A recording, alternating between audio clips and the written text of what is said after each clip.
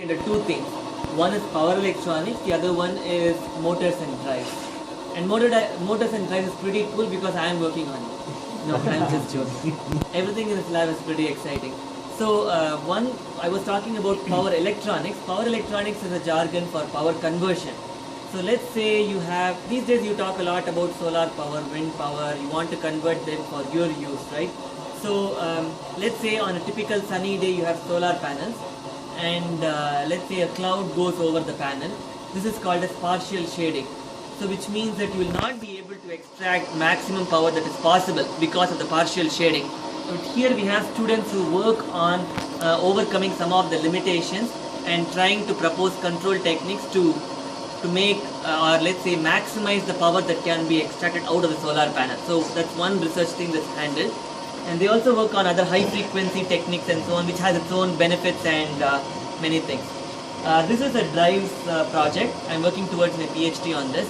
So here I'm working on a combined loss optimization, which means that let's say you are driving, let's take the example of an electric vehicle.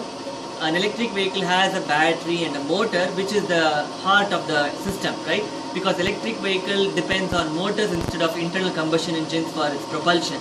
So let's say you are driving on the streets of New York, where you live, or be it Chicago. It's very different from what you would drive on the streets of Champaign, and it's drastically different from what you would drive on a highway, because all these terrains they involve different speeds and torques. So, but on a highway it's very clear because you are cruising at a constant speed and a constant torque condition. So now when you optimize your system, you have to note what the different operating points are.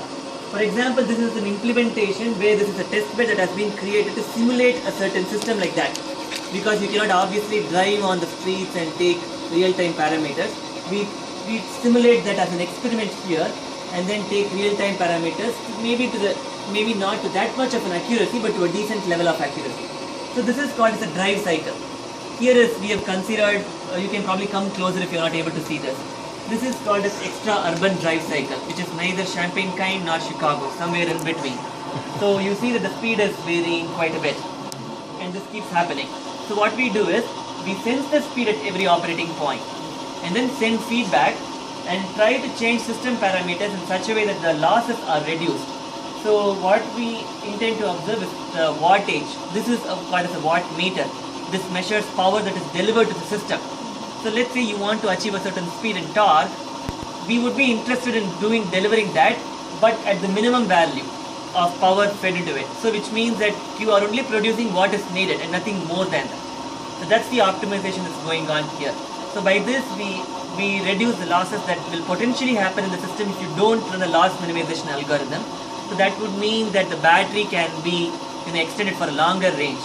Let's say you do an overnight charging for the next day and you are able to drive 100 kilometers. Now if you do a loss minimization, probably you could drive more, maybe let's say 110 kilometers, which is a substantial energy savings, right? So because when more and more electric vehicles emerge in the market, we have to look at more and more energy savings, which is really important. It's not always the performance. There are also teams which are working on performance limits. They are trying to push the machine to the ultimate limits in terms of temperature, torque and so on. But we are also working on efficiency improvement, because it's not always performance. Energy savings is also important. So these are the broad themes that we do research in. And there are 3 faculty members right now who are principal investigators of this lab. Professor Crime, who is the chairman of the new EC building. And that's how we got this lab. We have a vantage point, the rooftop panel, solar panels are here. So we were the first to occupy the building. So we had good